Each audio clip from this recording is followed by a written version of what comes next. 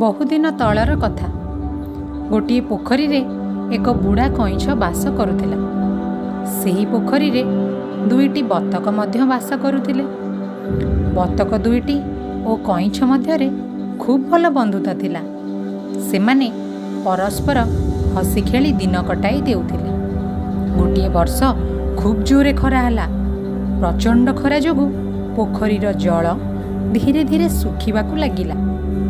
पोखरी रे थिबा अन्य जीव निज जीव रक्षा करिया पई पोखरी छाड़ी अन्य जलाशय को जिबारे लागिले। बतक द्वय मध्य दूर रे थिबा अन्य एक जलाशय को चली जिबाकु स्थिर कले। सेमाने बंधु कईछ को मध्य एक कथा जणाइले, किंतु बुढ़ा कईछ चलिबाकु अक्षम थिला।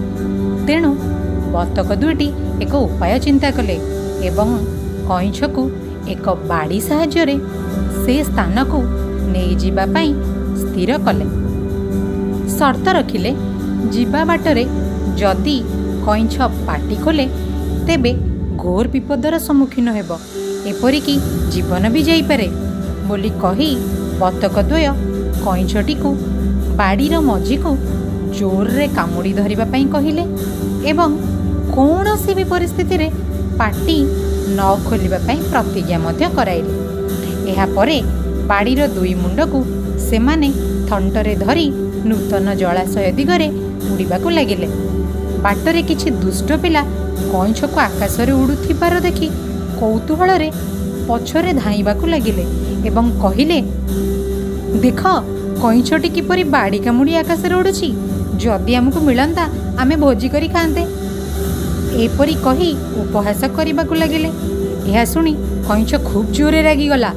एते रागिगला जे सेमानंकु उत्तर देबा पाई किछि कहिबाकू पाटी खोलिदेला। पाटी खोलिला मात्रे तळे पड़ी मरिगला। पिलामाने ताकू पाई खुशी हेले।